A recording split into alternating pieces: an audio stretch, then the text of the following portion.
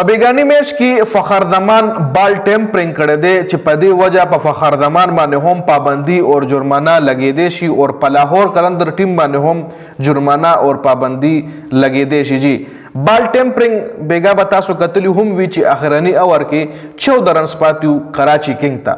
حارث رؤف بالنګ کولو لاست اور د چراغو نو عین اوماغه وخت باندې حارث رؤف شاهین افریدي او فخر زمان ولاړو چې دغه وخت تصویر چې تاسو د کم ښکاري فخر زمان لګیا دی بال کې نوک منډي یا نوک چیړ چاړ ورسره کوي. نو په دې په وجه باندې په لاهور قلندر باندې د 15 رنزونو پینالټي ولګېده. مطلب په مفته کې کراچي کینګ له 15 رنزونه ورکړل شو. د 14 په ځای باندې 1 کور نه بیا پاتې شو ځکه چې دای بال سره چیړ چاړ وکړو. نو دا یو خو د کرکټ د رولز خلاف ورزي دي. یو هغه ټایم امپایر ډیسایډ کوي چې سو جرمانه په لګي. هغه ټایم امپایر ډیسایډ راکا چې بال هم بدل کو اور 5 رنز پینالټي هم په لاهور قلندر باندې ولګولا. نو فخر زمان ته یو سینیئر کلاړی ته یو پوی کلاړی لا داسې غلط کار نو کول پکار که بال ته ټیمپر هم کې بال کې ته کندو کې بال مطلب ته چمړه را لره کې یا ته پکې یو سیټ دغم کې نو حارث رؤف دومره تکړه بالر نو چې بیا د هغه نه فائدہ ایشتلی و.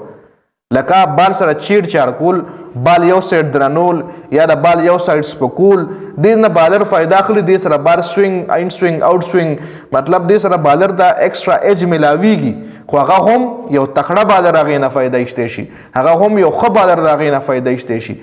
نو دې کې خو پهله خو دا خو د کرکټ خلاف ورزي هم ده او چیټینګ هم ده دوکه هم ده.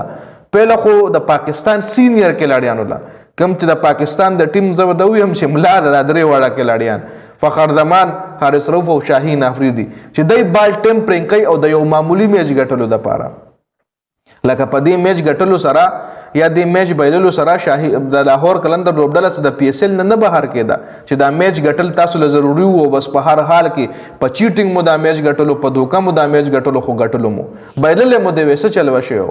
دا میچ دومره ضروري خو نو چې یو طرف له تاسو په خپل کیریئر باندې تور داغ لګول. لکه مونږ به وی چې فخر زمان تر اوسه پورې داسې غلط کار نه دی کړی د کرکټ په کیریئر کې. نو هغه هم فخر زمان دغه دی وکړو چې بال ټیمپرینګ وکړو. دا غیر قانوني دی.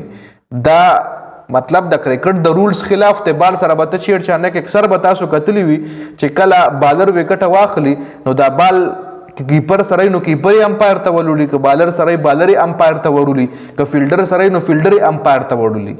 هغه ټایم دا بال د امپایر سره په لاس کې وي محفوظ ساتلو د پاره چې چرته فیلډر ور سره چیړ چاړو نه کی چرته کلاړي ور سره چیړ چاړو نه کی. نو بال کشره ډرینګ بریک شي نو هغه ټایم هم بال چې کم دی فیلډران امپایر ته ورولي امپایر سره په جیب کې پروتي چې چرته ور سره څوک چیړ چاړو نه کی په دې وجه باندې. نو د بال ډیر زیات خیال ساتل کیږي په انټرنیشنل کرکټ کې.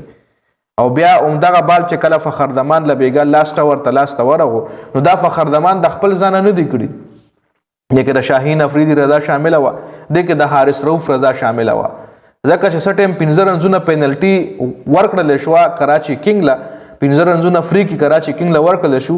نو هغه ټایم شاهین افریدي چپ چاپ ځکه هغه پته و چې کار مو غلط کړی دی هغه پته و چې دا کار د کول نو ته بال ټیمپر کې او ته وکټ اخلي یا بال ته ټیمپر کې او ته وی چې زما میچ وګټم نو ته د سره اړو کې لاړی نه تاکي د سره اړو سپورټسمن شپ شته نه تاکي د سره اړو په خپل مطلب ته په خپل چې ستا کم قابلیت ته هغه باندې تعالی خپل هم شک ته چې دومره قابل نه یم چې دی بال سره د 1 اور 9 رنز بچ کما.